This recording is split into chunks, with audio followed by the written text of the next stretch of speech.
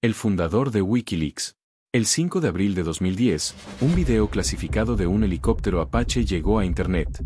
En él, soldados estadounidenses acribillaron a 12 civiles en Bagdad, incluidos 2 periodistas de Reuters que confundieron con insurgentes. Oh sí, mira a esos bastardos muertos, se ríe el piloto. Este material debería haber permanecido enterrado en los servidores del Pentágono para siempre. En cambio, 5 millones de personas lo vieron en 24 horas. En Langley, el director de la CIA, Leon Panetta, convocó una reunión de emergencia. Todas las agencias de inteligencia de Estados Unidos estaban cazando a un hombre. Pero esto era lo que les aterrorizaba. Este video no era nada. El hacker tenía 750.000 archivos clasificados listos para publicar. Ya se había infiltrado en la NASA, el Pentágono y el Laboratorio Nuclear de Los Álamos siendo adolescente. Y cuando la CIA fuera por él, robaría todo su arsenal de hacking y lo publicaría. Durante los siguientes 14 años, humillaría al aparato de inteligencia más poderoso del mundo desde una sola habitación. ¿Quién era este hombre? ¿Y cómo se mata a alguien que el mundo está mirando? En septiembre de 1991, la Policía Federal Australiana irrumpió en la puerta de una casa suburbana de Melbourne. Dentro, Julian Assange, de 20 años, se sentó congelado en su Commodore Amiga, conectado por módem al sistema de telecomunicaciones canadiense, Nortel. La policía lo había estado rastreando durante 2 años bajo la Operación Weather. Había hackeado sistemas de la NASA, la Red de Defensa del Pentágono, el Laboratorio Nacional de Los Álamos y Motorola. Bajo el alias de Mendax, se había convertido en el hacker más sofisticado del hemisferio sur. El juez leyó 31 cargos. Assange se declaró culpable de 25. La sentencia máxima era de 10 años por cargo. Pero el juez Leslie Ross vio algo inusual. Este hacker nunca robó dinero, nunca vendió secretos, nunca dañó sistemas. Solo miró. El 5 de diciembre de 1996, Ross emitió su veredicto. No hubo tiempo de prisión, solo una multa de 2.100 pesos. Simplemente no hay pruebas de que haya habido algo más que una especie de curiosidad inteligente, dijo el juez.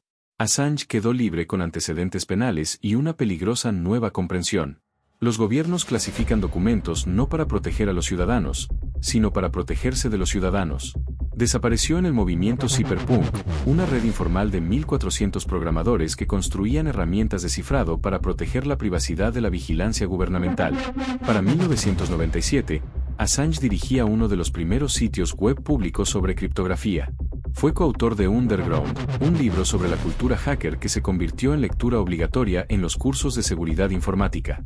Desarrolló Rubberose, un software de cifrado que oculta los datos tan a fondo que las autoridades ni siquiera pueden probar que existan. El gobierno australiano intentó prohibirlo bajo las regulaciones de armas. Assange se dio cuenta de que estaba construyendo algo más grande que código. Estaba construyendo armas para una guerra de información. El 4 de octubre de 2006, Assange registró wikileaks.org a través de un proxy en Suecia. El primer documento de diseño del sitio describía un objetivo audaz: crear una Wikipedia incensurable para documentos filtrados, combinando protección criptográfica con refugios legales, para publicar secretos que ningún gobierno pudiera suprimir. A las pocas semanas, reunió una junta directiva en la sombra, incluido el filtrador de los papeles del Pentágono, Daniel Ellsberg, y el criptógrafo John Gilmore. En diciembre de 2006, Wikileaks publicó su primer documento, una orden de asesinato del gobierno somalí. En agosto de 2007, expusieron una lista de objetivos del gobierno keniano que nombraba a 500 personas para ejecuciones extrajudiciales. La filtración le valió a Assange el premio Economist Index on Censorship 2008. En 2008, el banco suizo Julius Baer obtuvo una orden judicial estadounidense que cerró Wikileaks por publicar pruebas de evasión de impuestos en las Islas Caimán. El sitio reapareció en 20 servidores espejo en cuestión de horas y el banco retiró su demanda. Assange había demostrado que su sistema funcionaba, pero necesitaba algo más grande. Algo que obligara al mundo a prestar atención. Necesitaba una fuente dentro de la maquinaria de guerra estadounidense que lo arriesgara todo para exponer la verdad sobre Irak y Afganistán. ¿Y qué pasa cuando el ejército más reservado de la historia descubre que todo su manual de estrategias ha sido robado? Diarios de guerra y cables diplomáticos. El 21 de mayo de 2010, Bradley Manning, un analista de inteligencia del ejército de 22 años en la base de operaciones avanzada Amer en Irak, inició un chat cifrado con alguien llamado Nathaniel Frank, un alias de Julian Assange. Manning ya había enviado a Wikileaks 251.287 cables diplomáticos grabados en un CD etiquetado como Lady Gaga. La analista los descargó de Cibernet, la red clasificada del Pentágono, mientras hacía playback de letras de canciones en su estación de trabajo. Nadie se dio cuenta porque todos traían música para sobrellevar los turnos de 14 horas analizando material de combate. El 25 de julio de 2010, Wikileaks publicó 91.000 documentos, el diario de guerra afgano.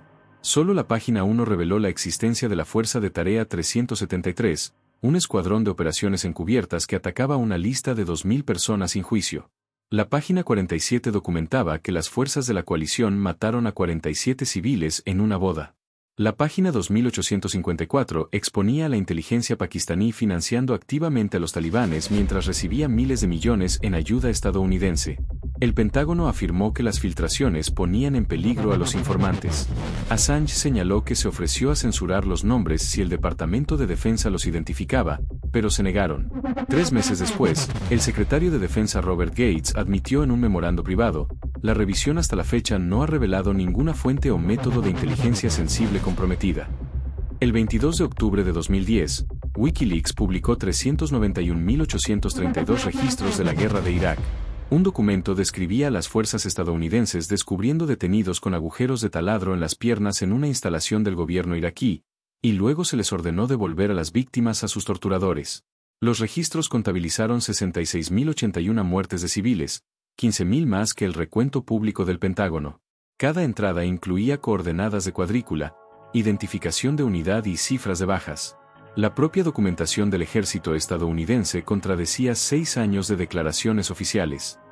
El 28 de noviembre de 2010, los cables del Departamento de Estado comenzaron a inundar las portadas de los periódicos.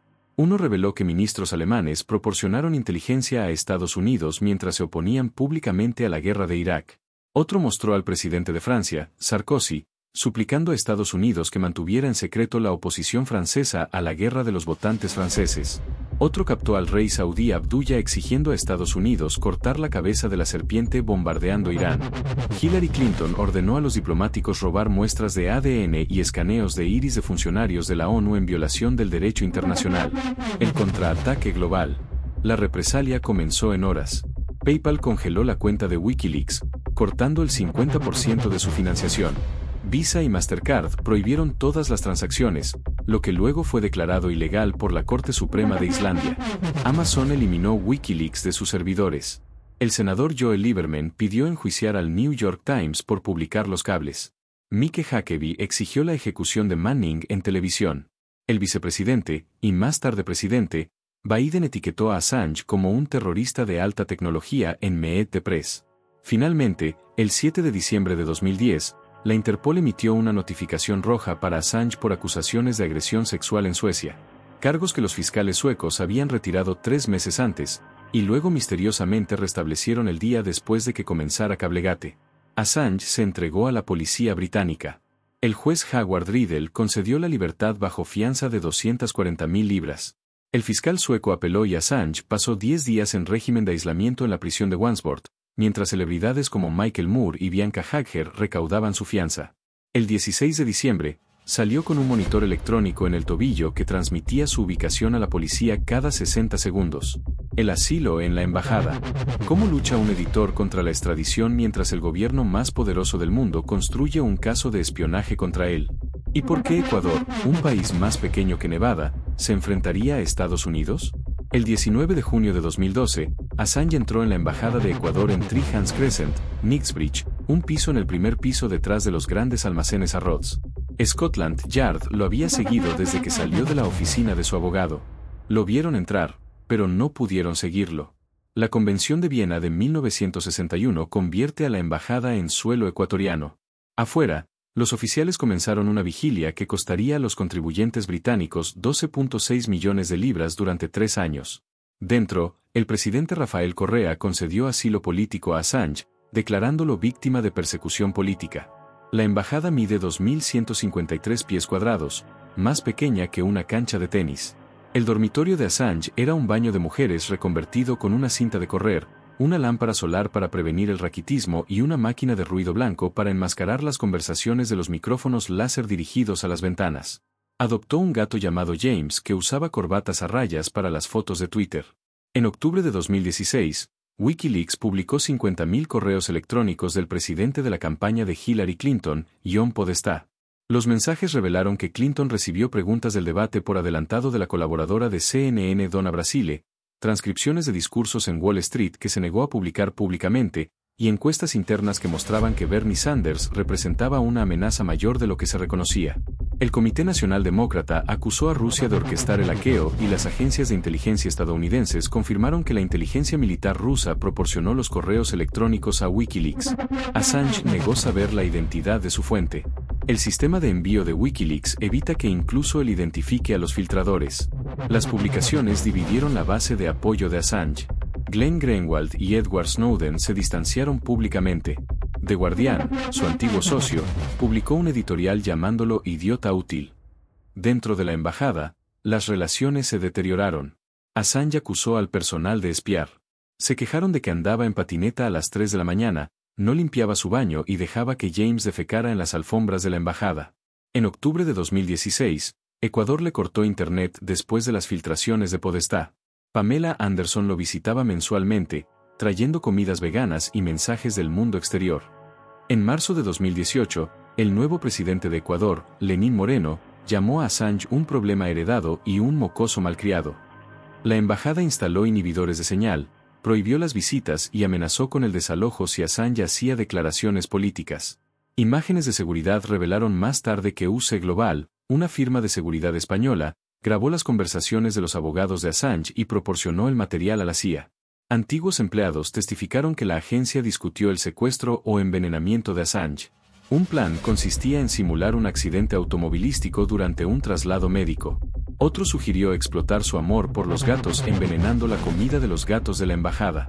En diciembre de 2018, The Guardian publicó una historia afirmando que el director de campaña de Trump, Paul Manafort, visitó secretamente a Assange 3 veces. Ningún registro de visitantes, fotos o testigos respaldó la afirmación. La historia se derrumbó en cuestión de días, pero el daño estaba hecho. Assange ahora estaba vinculado a Rusiagate en la imaginación del público. El gobierno de Ecuador aprovechó la controversia. El ministro de Relaciones Exteriores, José Valencia, voló a Londres con un ultimátum. Bolt 7 y la casa de la CIA. A puertas cerradas, los fiscales estadounidenses habían preparado una acusación sellada desde 2011. Estaban esperando una cosa, que Assange saliera. El 7 de marzo de 2017, Wikileaks publicó el infame Bolt 7. 8.761 documentos del arsenal de armas cibernéticas de la CIA. La página 1 describía el malware Weeping Angel que convierte los televisores inteligentes Samsung en dispositivos de escucha mientras muestra una pantalla apagada falsa. La página 1043 detallaba cómo hackear WhatsApp, Signal y Telegram antes de que se activara el cifrado. La página 5227 revelaba Umbrage, un programa para robar malware ruso y usarlo en operaciones de la CIA, dejando falsas huellas dactilares digitales para culpar a Moscú. El grupo de desarrollo de ingeniería de la CIA había sido desmantelado. Alguien robó todo el juego de herramientas de hacking de la agencia. Las fallas de seguridad afectaban a Apple iOS, Google Android, Microsoft Windows e incluso a los sistemas de control de vehículos en automóviles y camiones. La violación incluía código fuente, notas de desarrollador y memorandos internos que discutían que empresas estadounidenses cooperaban secretamente con la vigilancia. Un documento filtrado mostraba que la CIA acaparó vulnerabilidades en software estadounidense en lugar de alertar a los fabricantes, dejando a millones de estadounidenses expuestos a hackers extranjeros que podrían descubrir las mismas fallas. El 13 de abril de 2017, el director de la CIA, Mike Pompeo, pronunció su primer discurso público. Wikileaks camina como un servicio de inteligencia hostil y habla como un servicio de inteligencia hostil, declaró en el Centro de Estudios Estratégicos e Internacionales. Detrás de su furia controlada había pánico. La CIA creía que Bolt 7 provenía de un insider, posiblemente un contratista en el Centro de Inteligencia Cibernética de la agencia. Estaban investigando a 200 sospechosos. Pompeo catalogó a Wikileaks como un servicio de inteligencia hostil no estatal, creando una nueva categoría legal que lo despoja de las protecciones de la primera enmienda. Documentos internos de la CIA obtenidos por Yahoo News revelaron que el piso de ética de la agencia se volvió loco. Los oficiales elaboraron planes para irrumpir en la embajada de Ecuador a través de una ventana. Otra propuesta implicaba estrellar un coche contra el vehículo de Assange si salía para recibir tratamiento médico. La estación de la CIA en Londres aumentó la vigilancia. Trazaron un mapa de cada salida, rastrearon los horarios del personal de la embajada y mantuvieron puestos de observación las 24 horas del día, los 7 días de la semana, en edificios vecinos. Los altos funcionarios solicitaron bocetos, jerga de la CIA para los planes de asesinato. Íbamos a hacer todo lo posible para eliminarlo, recordó un oficial. El Departamento de Justicia aceleró su caso. Los fiscales abandonaron el cargo de computer hacking de 2010 por ser demasiado débil. En su lugar, construyeron un caso de la ley de espionaje en torno a las filtraciones de Manning, argumentando que Assange solicitó activamente información clasificada. Es la primera vez que la ley de 1917 se dirige a un editor en lugar de a un empleado del gobierno. Los grupos de libertad de prensa advirtieron que este precedente amenaza a todos los periodistas que publican material clasificado. WikiLeaks continuó atacando a la comunidad de inteligencia. Publicaron evaluaciones de la CIA sobre elecciones extranjeras, capacidades de intercepción de la NSA y 16.000 documentos de adquisición que mostraban que empresas privadas vendían equipos de vigilancia a las agencias. Cada publicación se sentía como una burla. El arresto y la extradición. El gobierno de Ecuador llegó a un punto de ruptura. El presidente Moreno necesitaba un préstamo del FMI de 4 pesos con 20 centavos mil millones que la administración Trump podía bloquear. Los funcionarios estadounidenses dejaron clara su posición: querían a Assange. Finalmente, el 10 de abril de 2019, el embajador Jaime Marchán entró en la sala de conferencias de la embajada donde Assange estaba leyendo.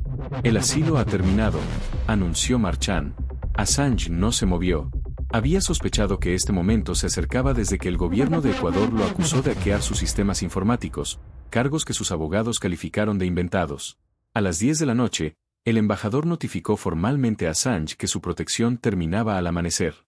Assange exigió hablar con sus abogados, pero Ecuador se negó. Se atrincheró en su habitación con un extintor.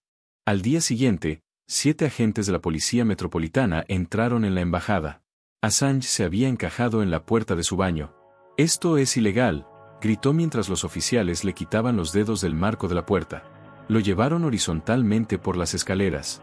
Afuera, agarraba la historia de Gore Vidal sobre el estado de seguridad nacional mientras gritaba: «El Reino Unido debe resistir. Puedes resistir. Resiste este intento de la administración Trump». Una puerta de furgoneta de policía se cerró de golpe. 7 años de asilo terminaron en 4 minutos. En el Tribunal de Magistrados de Westminster, el juez de distrito Michael Snow declaró a Assange culpable de incumplimiento de la libertad bajo fianza. «Usted es un narcisista que no puede ir más allá de sus propios intereses egoístas», declaró Snow. La sentencia fue de 50 semanas en HMP Belmarsh, el Guantánamo de Gran Bretaña. Horas después, Estados Unidos abrió su acusación. 17 cargos bajo la ley de espionaje y un cargo de conspiración para cometer intrusión informática, con una sentencia máxima de 175 años. Los cargos se centraron en las publicaciones de 2010, evitando cuidadosamente Bowl 7 para evitar que los métodos de la CIA fueran discutidos en un tribunal abierto. La prisión de Belmarsh colocó a Assange en la unidad B junto a terroristas y asesinos en serie. Pasaba 23 horas diarias en una celda de 3 por 2 metros. Su peso bajó a 52 kilogramos. Los médicos de la prisión le diagnosticaron depresión grave y trastorno del espectro autista. El 1 de mayo de 2019, compareció por videoconferencia para una audiencia de extradición a Estados Unidos. Luchó por decir su propio nombre. El relator especial de la ONU, Nils Melzer, lo visitó y diagnosticó tortura psicológica. 60 médicos firmaron una carta advirtiendo que Assange podría morir bajo custodia. El 4 de enero de 2021, la jueza de distrito Vanessa Baraitser bloqueó la extradición no por motivos de libertad de prensa, sino porque Assange probablemente se suicidaría bajo custodia estadounidense. Citó el caso de Chelsea Manning, que intentó suicidarse 2 veces en detención en Estados Unidos. La administración Biden apeló, ofreciendo garantías diplomáticas. Assange no enfrentaría confinamiento solitario ni sería enviado a ADX Florence Supermax. El 10 de diciembre de 2021, el Tribunal Superior revocó la decisión de Baraitser. Un año después, el 17 de junio de 2022, la secretaria del Interior, Priti Patel, firmó la orden de extradición.